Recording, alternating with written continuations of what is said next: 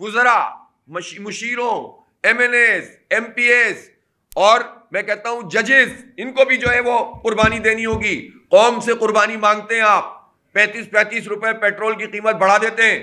ججز قربانی دیتے ہیں، جرنیل قربانی دیتے ہیں، بیوروکریٹس قربانی دیتے ہیں، وزراء اور مشیر قربانی دیتے ہیں.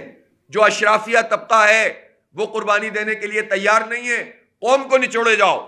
اس میں سب کو ایک دوسرے کا معلوم ہے. یہ ڈالر نکالیں نا ذرا باہر، جو لوگوں نے اپنے پاس چھپا کے رکھے ہوئے ہیں، ٹینکوں کے اندر بھرے ہوئے ہیں اپنے، سب جانتے ہیں، یہ سب ادارے جانتے ہیں. آپ کے خیال میں پاکستان کی جو حساس ادارے ہیں وہ نہیں جانتے کہ کس کے پاس کیا کچھ ہے؟ تو اگر یہ ذرا سا اس پر ایکشن کرنا شروع کریں، آپ دیکھیں پوری قوم کے اندر ایک بیداری پیدا ہو جائے گی. تو یہ ایک جب بحرانی کیفیت ہوتی ہے تو اس میں سب سے پہلے طبقہ بالا کو آگے آنا پڑتا ہے. عوام سے سب قربانی مانگتے ہیں، اس کو نچوڑو، مار دو، تباہ کر دو، برباد کر دو. خود کچھ کرنے کے لیے تیار نہیں ہو تو ایسا نہیں چلے گا. کیوں لگژری گاڑیاں 175 کی کتنی، ابھی 178 گاڑیاں آپ نے جو ہے جو وہیکل جو لگژری گاڑیاں تھیں کیوں آپ نے امپورٹ کی؟ وہاں سے ڈالر کہاں سے آئے؟ وہ ڈالر دینے کے لیے ہیں آپ کے پاس، اور پاکستان کی معیشت کے لیے آپ کے پاس ڈالر نہیں ہے. 77 رکنی 78 رکنی کابینہ کر کیا رہی ہے مجھے بتائیں.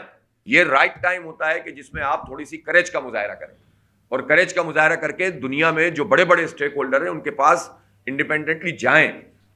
بھائی یہ تو آپ کو مار ہی رہے ہیں نا. آئی ایم ایف کون سا آپ کو چھوڑ رہا ہے اس وقت؟ امریکہ کون سا آپ کو چھوڑ رہا ہے؟ تو آپ چائنا سے کیوں بگاڑیں؟ آپ رشیا سے کیوں بگاڑیں؟ آپ کیوں نہیں بات کر سکتے سب سے؟ آپ ایران سے کیوں نہیں بات کرتے؟ ایران نے ابھی افغانستان کو پیٹرول دیا ہے، وہاں پیٹرول کی قیمتیں کم ہو گئیں. تو جب وہ افغانستان اور ایران کا آپ کو معلوم ہے اس وقت جو افغانستان کی گورنمنٹ ہے اور ایران، ان کا کتنا بڑا اختلاف تھا، لیکن انہوں نے اپنے ملکوں کے عوام کے لیے اس اختلاف کو دور کیا ہے نا. یہ ہوتی ہیں گورنمنٹس جو اپنے عوام کے لیے سوچتے ہیں. اور ایک ہم ہے کہ ہم اگر ادھر جائیں گے تو وہ ناراض ہو جائے گا اور ادھر جائیں گے تو وہ ناراض ہو جائے گا. بھائی آپ کی پوزیشن ہے، کوئی دیوالیہ نہیں ہو سکتے. آپ کو یہ اس پوزیشن پہ لا کر کھڑا کر دیتے ہیں کہ تھریٹ دیتے ہیں، اور پھر آپ سے آپ کی سوورنٹی لے کر، خود مختاری لے کر آپ کو خیرات میں جو ہے نا چیزیں دے دیتے ہیں، اور پھر آپ اپنی سانسیں بحال کر لیتے ہیں. یہ نہیں ہونا چاہیے.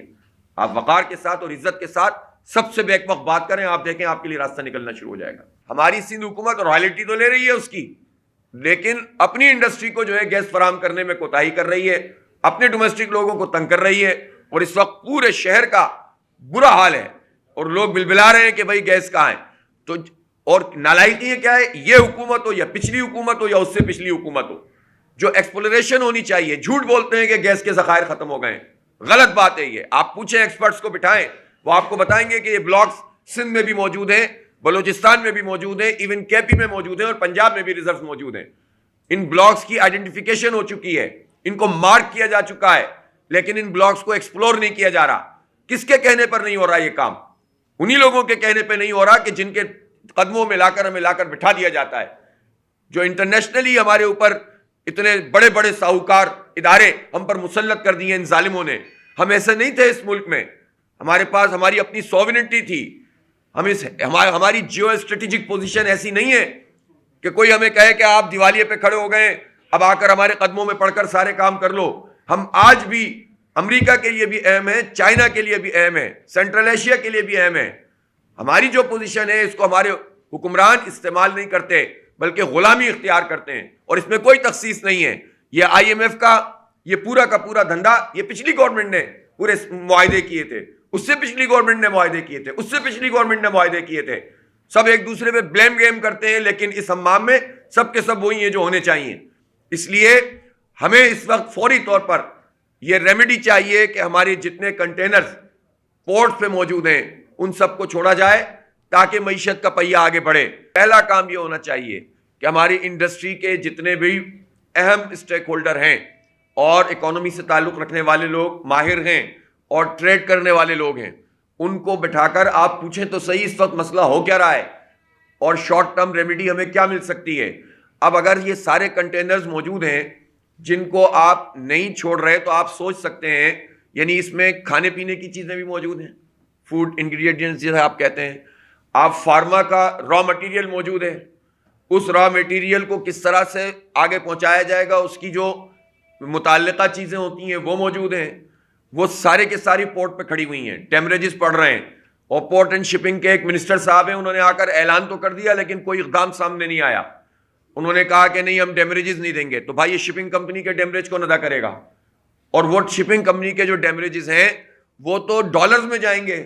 تو جس ڈالر کا کرائسس ہے وہ آپ نے وہاں پر پورٹ پہ لا کر کھڑا کر دیا ہے اور وہی ڈالر ہمیں مزید ادا کرنے ہیں, تو آپ کہاں سے ادا کریں گے؟ تو یہ ساری چیزیں برباد ہو جائیں گی. جو کھانے پینے کی چیزیں تو ویسے ہی ان کی ایکسپائری ہو رہی ہے, دوائیں نہیں بنیں گے تو لوگ مریں گے. تو آپ یہ بتائیں کہ کتنے بڑے بحران میں ان ظالموں نے کھڑا کر دیا.